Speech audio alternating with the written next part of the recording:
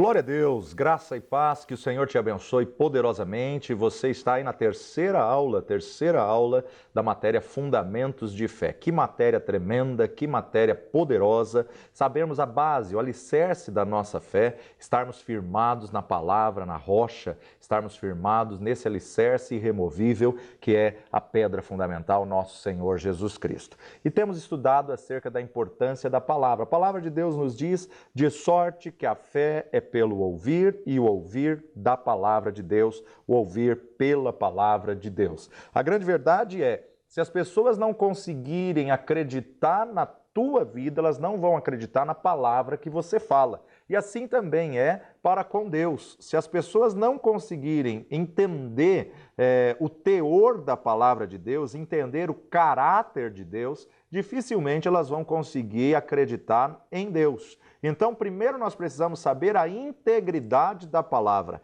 Deus não é homem para que minta, nem filho do homem para que se arrependa. Aquele que começou a boa obra, ele a completará na tua vida. E a palavra de Deus nos diz, de sorte que a fé é pelo ouvir e ouvir pela palavra. Que palavra? Que palavra de Deus que nós precisamos ouvir? O termo original, nós já estudamos isso daí na matéria Realidades da Nova Criatura.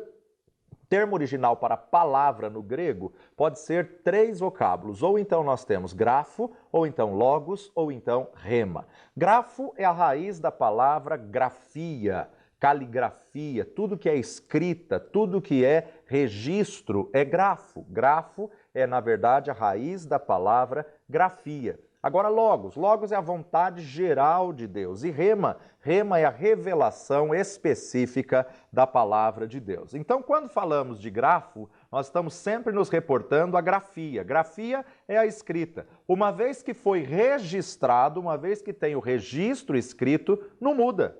O texto impresso não fica mudando, o texto impresso não altera. Então, na verdade, o que acontece? O grafo é o original, e o nosso original foi escrito em hebraico, foi escrito em grego, poucos trechos em aramaico, mas, na verdade, o termo grafo significa o registro da palavra quanto à sua forma, sua letra, com relação às letras e aos mais sinais diacríticos nela empregado, que vai ser a raiz da palavra caligrafia, ortografia e assim por diante. Então, grafo é a Bíblia que foi escrita, registrada, a palavra de Deus. Quando, na verdade, Paulo vai nos dizer em 2 Coríntios, capítulo 3, verso 6, o qual nos fez também capazes de ser ministros de um novo testamento, não da letra, mas do Espírito, porque a letra mata e o Espírito vivifica. Paulo está nos dizendo que, na verdade, a letra sem o Espírito, ela é morta. Ou seja, a letra aqui, ele estava se referindo à lei, a palavra do Antigo Testamento. A lei, ela não serve para justificar, a lei serve para condenar. Ou seja, existem 613 leis que são resumidas em 10 mandamentos. E dessas 613 leis, se o judeu não cumprir as 613, ele não cumpriu a lei. Não existe o termo quase cumprir. Se ele cumprir 612 e faltar uma, não é que essa uma anula 612, é que ele entende como o todo. Ou ele cumpriu toda a lei, ou ele não cumpriu a lei. A lei é o quê? O registro escrito. E o registro escrito não serve para justificar. Paulo está nos dizendo o qual nos capacitou de sermos ministros de um novo pacto, de um novo testamento, não da letra, mas do Espírito. Tem uma outra tradução que nos diz, ele é quem nos tem ajudado a contar aos outros o seu novo contrato para salvá-los. Nós não lhe dizemos que eles precisam obedecer a todas as leis de Deus, ou então morrer, mas lhes dizemos que a vida para eles da parte do Espírito Santo. O velho caminho procura ser salvo mediante a guarda dos 10 mandamentos. Termina em morte, mas no novo caminho o Espírito Santo lhes dá vida. Então, a importância de nós entendermos a essência dessa verdade, dessa palavra. O que é grafo? Grafo é algo escrito, algo registrado. O próprio Jesus estava falando com os escribas e falando com os fariseus, ele nos diz em João capítulo 5, verso 39, examinais as Escrituras, porque vós cuidais ter nelas a vida eterna, e são elas que de mim testificam.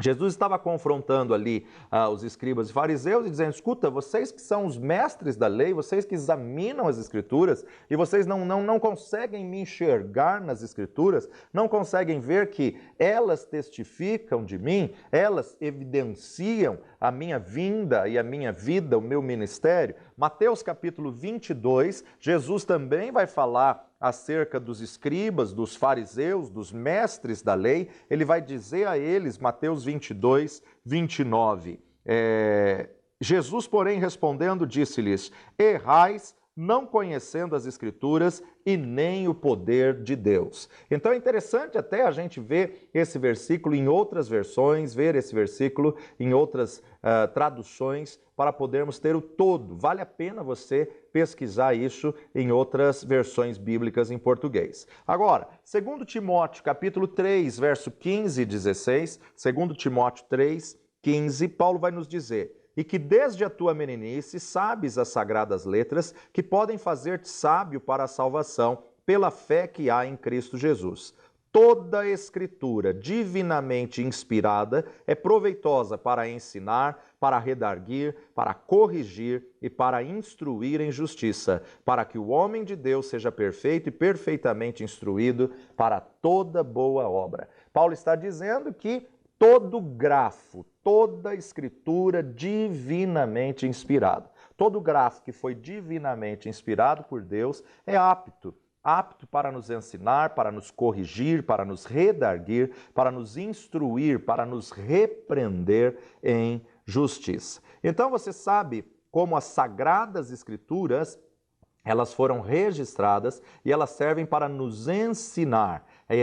Também vale a pena você observar isso em outras versões, em outros textos. Pedro já vai nos afirmar da seguinte forma, na sua segunda epístola de Pedro, capítulo 1, verso 20, 2 Pedro 1, 20, nos diz assim, sabendo primeiramente isto, que nenhuma profecia da Escritura é de particular interpretação.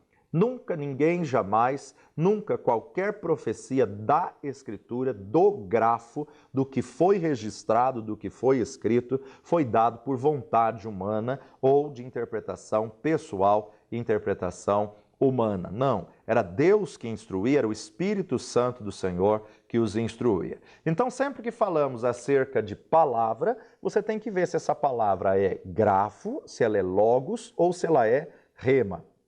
Grafo refere-se à palavra escrita, palavra registrada, a escritura. E logos? Logos é algo vivo, logos é a vontade de Deus. Jesus aqui na terra, ele era o Logos de Deus, a vontade de Deus que se fez carne e habitou entre nós. No princípio era o Verbo estava com Deus e o Verbo era Deus. Nós podemos dizer também, no princípio era o Logos estava com Deus e o Logos era Deus. No princípio era a palavra, o Verbo, né? O próprio Logos, o próprio Jesus. Jesus aqui nesta terra era a vontade expressa de Deus. Tudo que ele fazia estava de acordo com o grafo, mas tudo que saía dos seus lábios era rema, era uma palavra revelada. Jesus veio para dar vida ao grafo, para dar vida à palavra escrita. E no Novo Testamento, o termo logos, o termo palavra no original, logos em grego, aparece 330 vezes só no Novo Testamento. Por quê? Porque o logos é a vontade expressa de Jesus, é a vontade expressa de Deus, é Jesus em carne e sangue. Logos é o geral. Jesus cura. Cura quem? Ele vem para curar a todos. Por causa disso, todos são curados? Não. Aquele que crê, que recebe essa palavra e declara na sua vida. Assim também como Jesus veio para salvar. A vontade de Deus é que todos os homens sejam salvos. Mas Jesus, morrendo na cruz do Calvário, salvou a todos? Não. Quem vai ser salvo? Aquele que crer com o coração e confessar com a boca. Então, a vontade geral de Deus é Jesus, o Logos, o Verbo de Deus que se fez carne. Ele veio para salvar a todos, ele veio para curar a todos. Nem por isso significa que todos são salvos ou todos são curados, porque, na verdade, é aquele que crer e confessar. Logos é uma palavra que regenera. Logos é uma palavra que vai reconstituir. Por isso que fomos reconstituídos, ou seja, fomos feitos de novo, refeitos, gerados de novo não de uma semente corruptível, mas da incorruptível, que é a própria palavra viva de Deus, a própria Logos, a própria vontade de Deus, que é viva, eficaz, é permanente, é imutável e é incorruptível. É a vontade de Deus revelada, revelada na sua plenitude, uma profecia, uma revelação divina. Então, ainda em 1 de Pedro, capítulo 1, versículo 23, primeira epístola de Pedro, 1, 23, Pedro vai registrar o seguinte: sendo de novo gerados, não de semente corruptível, mas da incorruptível, pela palavra de Deus, viva e que permanece para sempre. Sendo de novo gerados. Tem uma outra tradução que diz: tendo renascido, não de uma semente corruptível, mas de incorruptível pela palavra de Deus, a qual vive e permanece. Já em outra versão nos diz: porque vocês têm uma nova vida, ela não foi transmitida a vocês pelos seus pais, pois a vida que lhes deram se desvanecerá. Esta vida nova durará para sempre, pois provém de Cristo a mensagem sempre viva de Deus aos homens. Então nós fomos de novo gerados. Lembra do diálogo que Jesus teve com Nicodemos? No diálogo de Jesus e Nicodemos, Jesus disse a Nicodemos: necessário vos é nascer de novo. Nicodemos, mesmo como príncipe da sinagoga, ele diz: mas como pode um homem sendo velho voltar ao ventre da sua mãe e nascer? Jesus disse: não, o que nasce da água é carne, mas o que nasce do Espírito é vida. Sendo de novo gerados, agora de uma semente incorruptível, que é o quê? A própria palavra de Deus. O escritor de Hebreus vai nos dizer no capítulo 4, verso 12, porque a palavra de Deus é viva e eficaz, mais penetrante do que qualquer espada de dois gumes, e penetra até a divisão da alma e do espírito e das juntas e medulas, e é apta para discernir os pensamentos e intenções do coração. Apta para discernir pensamentos e intenções. Que palavra? Palavra logos. A palavra viva de Deus é eficaz, mais penetrante, algo que produz, faz o que deve ser feito, faz o que necessita ser feito. Já em Lucas capítulo 8, versículo 11, Evangelho segundo Lucas, capítulo 8, verso 11, nos diz assim: esta é, pois, a parábola. A semente é a palavra de Deus. Jesus, explicando acerca da parábola do semeador, ele diz que um semeador saiu a semear. Quem sai a semear é, na verdade, aquele que está semeando a palavra. A semente é a palavra. Que palavra? Palavra logos. Quando nós saímos para pregar, para evangelizar, para alcançar o mundo, para cumprir a grande comissão, nós espalhamos a semente. Espalhar a semente é espalhar o logos. Você cumpre a vontade de Deus. Algumas vão cair em solo rochoso, pedregoso, outras vão cair entre os espinhos, outras vão cair à beira do caminho, mas aquela que cai no solo fértil, ela produz e gera 30, 60, 100 por um. A semente é a palavra de Deus. Com a semente nunca tem problema. O que tem problema é qual tipo de solo que ela está caindo, e o solo são os nossos corações, onde você está deixando cair a palavra de Deus. Todos somos semeadores e todos devemos sair a semear. Todos devemos sair e estar semeando a palavra de Deus. Então, na verdade, a semente é boa. Por quê? Porque a semente é a palavra de Deus. O próprio Senhor nos diz em João capítulo 1, versículo 1, João vai registrar exatamente o que aconteceu lá em Gênesis, né? Bem no comecinho de todas as coisas, João 1,1 nos diz: no princípio era o verbo. O termo aqui para verbo é logos. No princípio era o Logos, e o Logos estava com Deus, e o Logos era Deus. Ou seja, no princípio não era o grafo, não era a palavra escrita. No princípio era a vontade de Deus, algo vivo, algo eficaz, algo que penetra entre a divisão da alma e de pensamento, de juntas e medulas. No princípio era o Verbo estava com Deus, e o Verbo era Deus. Esse termo para palavra, verbo, também pode ser logos, então também podemos ler, no princípio era o Logos estava com Deus e o Logos era Deus. Assim como você também poderia dizer, no princípio era a palavra e a palavra estava com Deus e a palavra era Deus. Então a importância de nós entendermos que Jesus é a palavra, Jesus é o verbo vivo, Jesus é o Logos de Deus, Jesus é a vontade viva de Deus. Tiago vai registrar na sua epístola, capítulo 3, verso 2, porque todos tropeçamos em muitas coisas. Se alguém não tropeça em palavra, o tal varão é perfeito e poderoso também para refrear todo o corpo, para refrear todo o seu corpo. Mateus capítulo 19, versículo 22, Mateus 19, 22.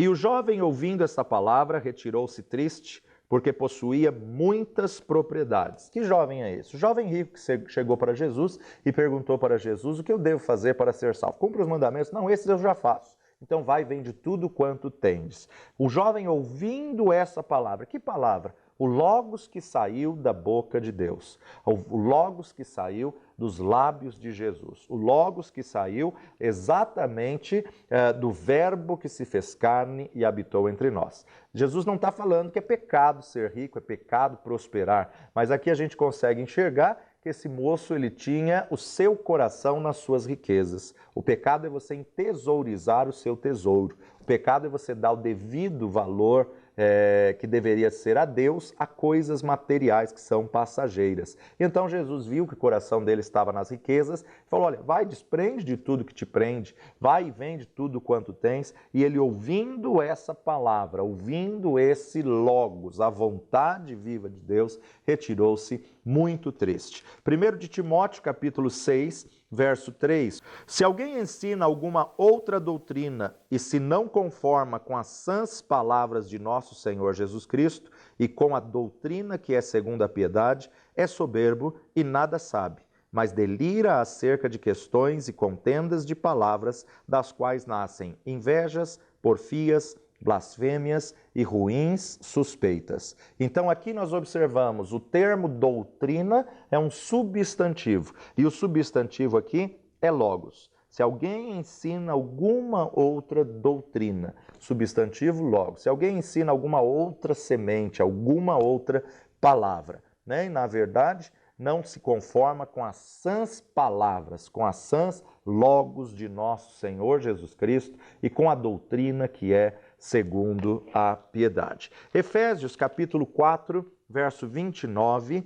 não saia da vossa boca nenhuma palavra torpe, mas só a que for boa para promover a edificação, para que dê graça aos que a ouvem. Não saia da vossa boca nenhuma palavra torpe. Torpe aqui significa palavra podre, que cheira mal, como peixe podre. Não saia da vossa boca palavras assim, mas só que for logos, que for boa para promover edificação àqueles que a ouvem, a fim de que ministre graça àqueles que ouvem a palavra que sair da tua boca. Evangelho de Marcos, capítulo 4, versículo 14, Marcos 4, 14, Jesus está dizendo que o que semeia, semeia a palavra. Ou seja, o semeador que sai a semear, semeia a palavra. O que semeia, semeia a palavra. Que tipo de semente você tem semeado? Um semeador, quando sai a semear, ele tem a sua semente e ele está semeando a sua palavra. Então, toda palavra que sai dos nossos lábios é uma semente. O Senhor nos ensina a semear o Logos de Deus, a vontade plena de Deus, a vontade viva de Deus, assim como Jesus veio a esse mundo como Logos de Deus. Mateus capítulo 28, verso 19, na grande comissão, Jesus disse assim: portanto, ide, ensinai todas as nações, batizando-as em nome do Pai, e do Filho e do Espírito Santo, ensinando-as a guardar todas as coisas que vos tenho mandado. E eis que eu estou convosco todos os dias, até a consumação dos séculos. Ide e fazei discípulos a todas as nações. Então, o próprio Senhor fala: Vão e façam discípulos de todas as nações, batizando-as em nome do Pai, do Filho e do Espírito Santo, e depois ensinem novos discípulos a obedecer todas as ordens que eu lhes dei. Então, a importância de nós aprendermos a semear a semente boa, a semente logos, a semente que é a vontade de Deus. Quando Marcos foi registrar isso, Marcos capítulo 16, versículo 15, Marcos nos registra da seguinte forma: E disse-lhe Jesus: Ide por todo o mundo e pregai o evangelho a toda criatura. Quem crer e for batizado será salvo, mas quem não crer será condenado. E esses sinais seguirão os que crerem. Em meu nome expulsarão demônios e falarão novas línguas, pegarão nas serpentes e se beberem alguma coisa mortífera, não lhes fará dano algum, imporão as mãos sobre os enfermos e os curarão. Então, a importância de nós aprendermos a compartilhar com os outros o Logos de Deus. O que Jesus é e o que Jesus fez e continua fazendo e vai fazer. Ele é o Logos de Deus. Ele é a vontade plena de Deus. Ele é a palavra viva de Deus. Então, grafo, grafia, escrita, registro escrito, a escritura, mais logos, a vontade geral, a vontade de Deus. E rema. Rema é uma palavra específica, uma palavra diretiva. Rema é a revelação pessoal de Deus. E quando é uma revelação pessoal, ela é diretiva, pessoal e intransferível. O que é rema para você não é rema para quem está do teu lado. O que é rema para a tua vida pode não ter sido rema para o teu esposo, para a tua esposa. O que é rema para a tua vida não é rema para quem está junto contigo. Pedro, vendo Jesus vindo sobre as águas, gritou: é um fantasma. Não, Pedro, sou eu. Se és tu, manda-me ir ter contigo por cima das águas. Jesus foi muito específico. Pedro, vem. Jesus criou a ponte para Pedro andar no sobrenatural, quebrar as leis da física e andar sobre as águas. Assim também aconteceu na ressurreição de Lázaro. O Senhor mandou tirar a pedra e o Senhor foi específico, liberou uma palavra rema: Lázaro, vem para fora. Ou seja, havia muitos que haviam morrido, muitos que estavam ali no sepulcro, mas Jesus teve que chamar Lázaro pelo nome para que pudesse ser uma palavra rema, pessoal, diretiva e específica. O próprio Deus deu uma palavra rema para a vida de Maria. Maria, tu conceberás. Como será isso, visto que não tenho conhecido esposo, marido, não tenho me relacionado com homem algum? E ali então o Espírito do Senhor começa a gerar vida e o anjo explica: descerá sobre ti o Espírito do Senhor e te envolverá. Então Maria recebeu uma palavra rema. Essa palavra só serviu para Maria e para mais ninguém, porque a rema, ela é pessoal, específica, intransferível. A palavra rema, ela é a palavra revelada, é a palavra de Deus falada, específica e pessoal, é a revelação do próprio Deus. Entenda uma coisa: Jesus veio a esse mundo como Logos de Deus. Aqui nesta terra ele era a vontade plena de Deus, mas tudo que saía da sua boca era rema. Aliás, tudo que saía da sua boca estava respaldado pelo grafo, mas se tornava rema. Tudo que Jesus falou estava alinhada com a palavra registrada, com a palavra específica de Deus. A palavra falada, a revelação parcial do Logos. Efésios capítulo 6,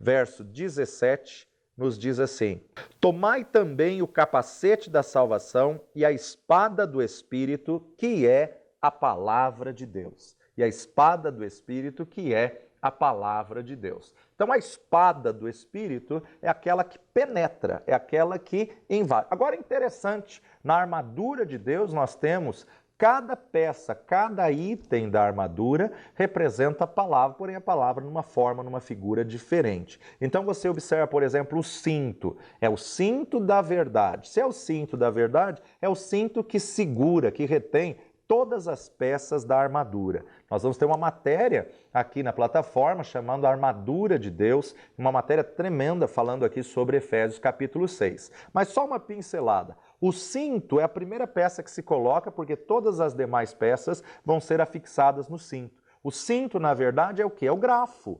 O cinto é quando eu conheço o grafo. Agora, quando a espada é desembainhada, a espada sai do cinto. Então, a espada aqui que está sendo falada, espada do Espírito, que também é a palavra de Deus, mas é a palavra rema. O cinto é, na verdade, o grafo, mas a espada que sai de dentro do rema, que sai do cinto, a espada, para ser desembainhada, ela tem que estar colocada no cinto. Então, na verdade, o cinto é o grafo, mas toda a rema vai sair do grafo, toda a rema vai sair do que está escrito. O que isso significa? O que isso representa? Nenhuma revelação dada pelo Espírito Santo pode esbarrar numa vírgula, num ponto, num tio da palavra de Deus. Ela tem que estar plenamente de acordo com o grafo. Então, Paulo está dizendo aqui, a espada do Espírito, que é a palavra de Deus, significa o quê?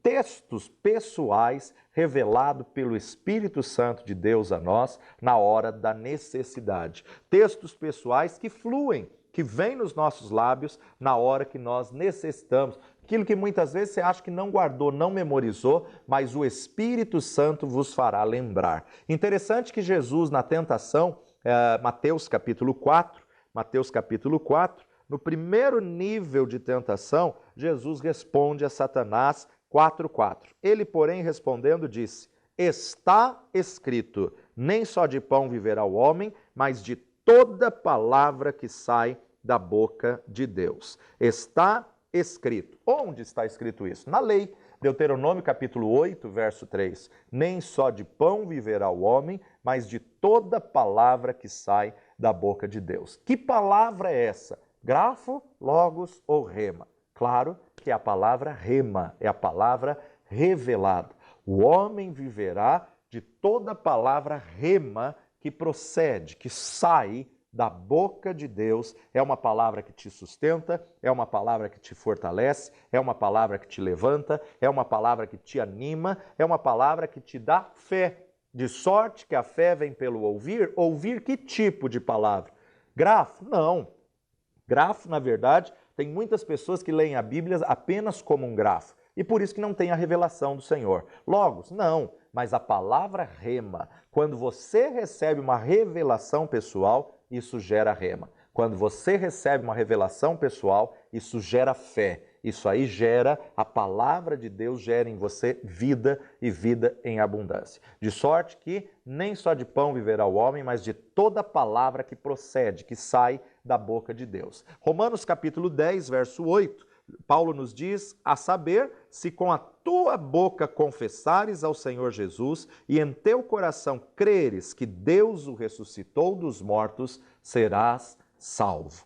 A palavra rema é a palavra da fé que pregamos. É a palavra da fé que nós pregamos, que nós declaramos. Eu li o verso 9, né? Vamos voltar ao verso 8. Mas que diz? A palavra está junto de ti, na tua boca e no teu coração. Esta é a palavra da fé que pregamos. Então, a palavra da fé é a palavra rema, é a palavra que pregamos, a importância de nós colocarmos a palavra de Deus nos nossos lábios. Nesse mesmo capítulo 10, no versículo 17, então, Paulo vai trazer essa tremenda revelação. De sorte que a fé é pelo ouvir e o ouvir pela palavra de Deus. Que palavra?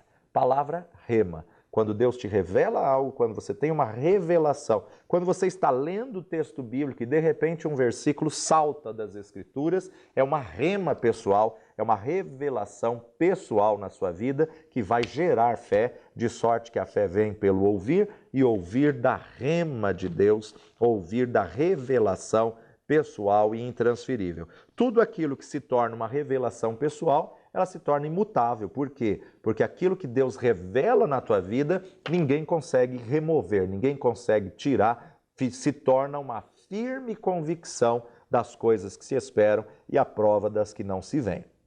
Hebreus capítulo 1, versículo 3, o escritor de Hebreus vai nos dizer, o qual, sendo o resplendor da sua glória e a expressa imagem da sua pessoa, e sustentando todas as coisas pela palavra do seu poder, havendo feito por si mesmo a purificação de nossos pecados, assentou-se à destra da majestade nas alturas, o qual, sendo resplendor da sua glória e a expressa imagem da sua pessoa, e sustentando todas as coisas pela palavra do seu poder. Como que Deus sustenta todas as coisas pela palavra? Que palavra? A rema. A rema de Deus, a palavra revelada de Deus, sustenta todas as coisas. Deus tem poder e Ele libera pela palavra falada. Haja luz, houve luz. Produz a terra, né? Então você observa que toda palavra, conforme nós lemos na primeira aula de Gênesis 1, foram verbos que saiu da palavra de Deus. O que é verbo? Verbo é a palavra em ação. Verbo é a palavra em movimento, né? Então, todo verbo que saiu da boca de Deus foi uma palavra revelada, uma palavra rema. Ele libera pela palavra falada e é rema. Por quê? Assentou-se à destra da majestade nas alturas, a destra é lado direito do Pai, esperando o Pai virar e falar, vai buscar a minha igreja, vai buscar a tua noiva. Então o próprio Filho está aguardando uma palavra de Deus para poder cumprir aquilo que nós aguardamos, que é promessa imutável, registrada na palavra de Deus. Hebreus capítulo 11, verso 3, pela fé entendemos que os mundos foram criados, pela fé entendemos que os mundos, pela palavra de Deus, foram criados, de maneira que aquilo que se vê não foi feito do que é aparente. Como Gênesis nos afirma, Deus falou, Deus declarou, haja e aconteceu. Então nós entendemos que o mundo foi criado pela palavra de Deus. E mundo aqui no original é aions. Aions são um tempo, uma vida, um período. Pela fé entendemos que os períodos, os mundos de cada personagem foram criados pela palavra de Deus. Deus nos deu vida para trabalhar e para ganharmos o mundo, resgatarmos o mundo para Ele. Então nunca se esqueça que Jesus, que é o Logos de Deus, veio a essa terra e pega o que está no grafo e faz rema para as nossas vidas. Pega o que está no grafo e faz uma revelação pessoal intransferível. Se nós lermos o grafo apenas como grafo, vai trazer apenas conhecimento. E muitas pessoas leem a Bíblia dessa forma, achando que é apenas um conhecimento histórico. Agora, se nós lermos o grafo, estudarmos o grafo e deixarmos Deus tornar algo vivo, pessoal, logos na nossa vida, quando nós necessitarmos, o Espírito Santo vai trazer a rema que está armazenada na nossa vida. O Espírito Santo vai trazer a rema que nós armazenamos no nosso espírito. João capítulo 14, versículo 26, Jesus diz exatamente isso. Mas aquele Consolador, o Espírito Santo, que o Pai enviará em meu nome, vos ensinará todas as coisas e vos fará lembrar de tudo quanto vos tenho dito. Vos fará lembrar de tudo quanto vos tenho dito. O Espírito Santo só pode fazer lembrar aquilo que você estudou e esqueceu. Só pode trazer à tona aquilo que está armazenado no teu cinto. Só pode tornar rema o que você colocou no cinto através do conhecimento do grafo. Então nós estudamos o grafo e Jesus, que é o Logos de Deus, pega o grafo que está no nosso cinto e faz rema, uma palavra revelada de Deus para as nossas vidas. Então nós temos que entender como é a integridade de Deus, o caráter de Deus. É impossível que ele minta, é impossível que ele mude. Integridade significa ter princípios firmes e morais, ser inteiro, sem mácula, perfeito, sincero, sem vacilar, íntegro. Deus é o que a palavra dele diz que ele é. E se você pode confiar na palavra, você pode confiar em Deus. Por isso que a fé vem pelo ouvir e ouvir pela palavra. O homem é o que a palavra dele é. Se você puder confiar na palavra de uma pessoa, você pode ter confiança nessa pessoa. Agora, se você olhar e falar, esse aí não tem palavra, isso aí não dá para confiar. Dificilmente você vai conseguir confiar na pessoa se você não consegue confiar na palavra dela. Por isso que você tem que ser tal qual Jesus é. Ter caráter, integridade. Deu a sua palavra, não mude. Ainda que você tenha prejuízo, ainda que você tenha danos, assuma o prejuízo, assuma os danos, mas não altere a sua palavra para que as pessoas possam confiar na sua palavra, para que as pessoas possam entender que você é uma pessoa de palavra, de caráter e de integridade. Se as tuas palavras não tiverem valor, não tiverem importância, as palavras de Deus na sua boca também não vão ter valor, não vão ter importância. Se as tuas palavras não tiverem peso, você vai concluir que a palavra de Deus também não vai ter peso na sua vida. Salmos capítulo 15, versículo 4. Salmos capítulo 15, versículo 4. Aquele a cujos olhos o réprobo é desprezado, mas honra os que temem ao Senhor. Aquele que, mesmo que jure com dano seu, não muda. Aquele que, mesmo que jure com dano seu, não muda. Ou seja, depois que você deu a palavra, mesmo que você tenha prejuízo, mantenha a sua palavra, porque Deus vai honrar a sua vida. Isso significa caráter. Isso significa integridade. Esse é o nosso Deus, um Deus de caráter, um Deus de integridade. O que Ele falou na sua palavra, Ele não muda, porque Ele próprio se submete à sua palavra. Ele próprio se torna cativo à sua palavra. Ele falou, Ele não volta atrás. Por isso que nosso Deus fala pouco, porque aquele pouco que Ele fala, Ele mantém e Ele garante, Ele segura até o final. Nós temos que falar como Deus. Eu já dei a minha palavra, eu vou mantê-la, custe o que custar, eu vou mantê-la a qualquer preço. Creia nas suas próprias palavras, porque quando você resgata a integridade, o caráter, a confiança na sua própria palavra, fica mais fácil você crer, confiar na palavra de Deus. Tem muitas pessoas que têm dificuldade de desenvolver a fé porque não são pessoas de palavra. E por elas não serem pessoas de palavras, elas acham que Deus também não tem palavra. Um tremendo engano. Ainda que o homem for infiel, ele permanece para sempre fiel. Ele não pode mudar, nele não há sombra de variação. Então, estabeleça a sua reputação como filho de Deus para que você sempre mantenha a sua palavra. Para alcançar uma fé superior, você tem que ser um homem fiel, um homem leal, um homem íntegro, uma pessoa de caráter mantendo a sua palavra. Satanás convenceu Eva no jardim do Éden que a palavra de Deus não tinha valia alguma. Não foi assim que Deus disse?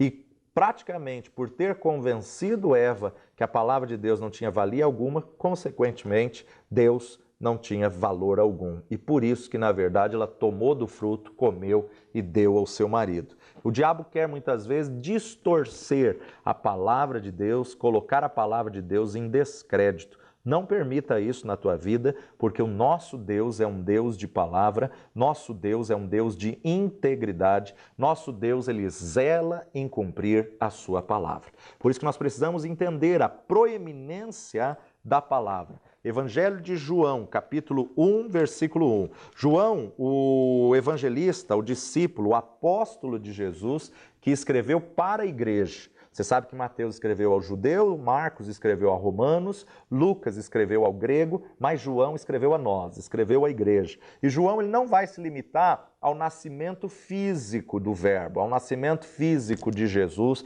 ele não vai se limitar à genealogia humana da linhagem de Davi, de Abraão, não. Mas João vai se limitar ao eterno. Cristo nunca nasceu. Cristo, desde o começo, já era eterno. Quem nasceu na forma humana foi Jesus. Quem se fez carne foi Jesus. Então ele vai colocar o que em João 1:1? No princípio era o Verbo, e o Verbo estava com Deus, e o Verbo era Deus. Ele estava no princípio com Deus. No princípio era o Logos, a vontade viva de Deus, estava presente desde o começo de todas as coisas. A palavra, o Logos, é Jesus, então, na verdade, Jesus, o Verbo e o Logos têm a mesma autoridade, como se o próprio Jesus estivesse em corpo físico nessa terra.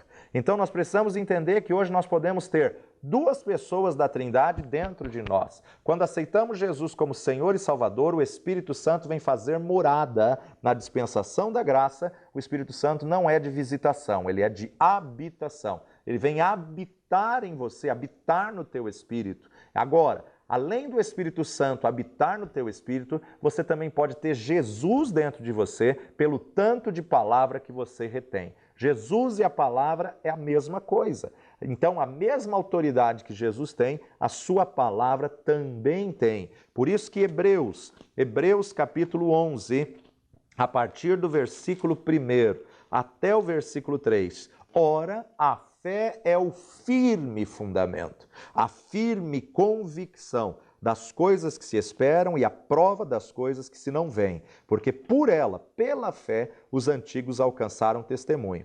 Pela fé, entendemos que os mundos, pela palavra de Deus, foram criados, de maneira que aquilo que se vê não foi feito do que é aparente. Então, nós precisamos entender que assim como os mundos foram criados pela palavra de Deus, através da palavra que sai da sua boca, você cria o seu mundo.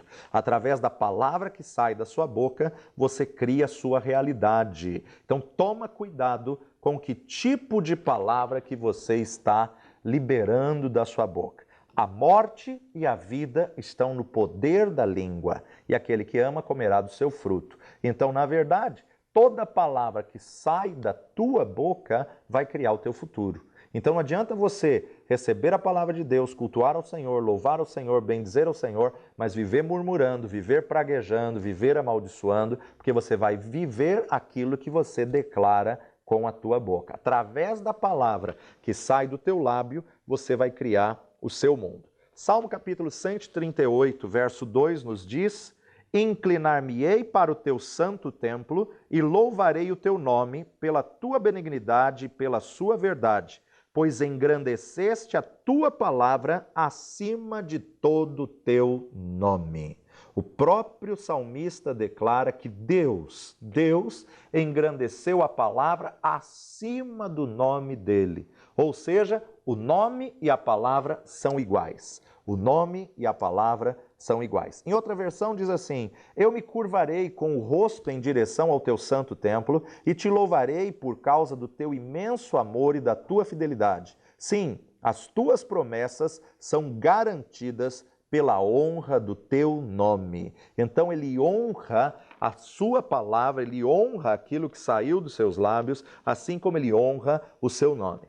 Salmos 89, 34. Salmos 89, 34 nos diz assim: não quebrarei o meu concerto, não alterarei o que saiu dos meus lábios. Não quebrarei o meu concerto, não alterarei o que saiu dos meus lábios. O próprio Deus está dizendo: não violarei o meu pacto, não violarei a minha aliança, jamais quebrarei o trato que eu fiz com vocês. Ou seja, é impossível mudar a palavra de Deus. Pode passar os céus e a terra, mas a palavra de Deus não muda. À medida que você consegue entender e acreditar na integridade de Deus, você vai acreditar na integridade da palavra. E se você consegue acreditar na integridade da palavra, a palavra vai gerar fé. Se você consegue acreditar na integridade da palavra, de sorte que a fé vem pelo ouvir e ouvir pela palavra de Deus. Atos dos Apóstolos, capítulo 6, verso 7. E crescia a palavra de Deus, e em Jerusalém se multiplicava muito o número dos discípulos, e grande parte dos sacerdotes obedecia à fé. Todo lugar que a palavra de Deus cresce, se multiplica o número dos discípulos. Todo lugar que a palavra de Deus começa a ter valia, a palavra de Deus começa a ter espaço, as pessoas começam a respeitar a palavra de Deus, o número de discípulos cresce. Atos dos Apóstolos, capítulo 12, versículo 24, também nos diz assim: e a palavra de Deus crescia e se multiplicava. Ela crescia e multiplicava. E à medida que ela crescia e multiplicava, os discípulos do Senhor também cresciam e multiplicavam. Atos dos Apóstolos, capítulo 19, versículo 20, 19 e 20. Assim, a palavra do Senhor crescia poderosamente e prevalecia. Então, nós somos transformados à imagem e semelhança de Jesus somente na medida que a palavra de Deus prevalece em nós. damos ouvidos à palavra, a palavra entra, ela nos muda, nos transforma, ela nos alimenta, ela nos alinha, ela nos corrige, ela nos conserta, ela nos repreende. À medida que a palavra de Deus prevalece em nós, nós vamos sendo transformados à imagem e semelhança de Jesus. Quando ministramos, a palavra está em autoridade. O Espírito Santo jamais vai interromper-se a si mesmo. Quando alguém está pregando a palavra, ninguém pode interromper nem por um recado profético. Muito pelo contrário.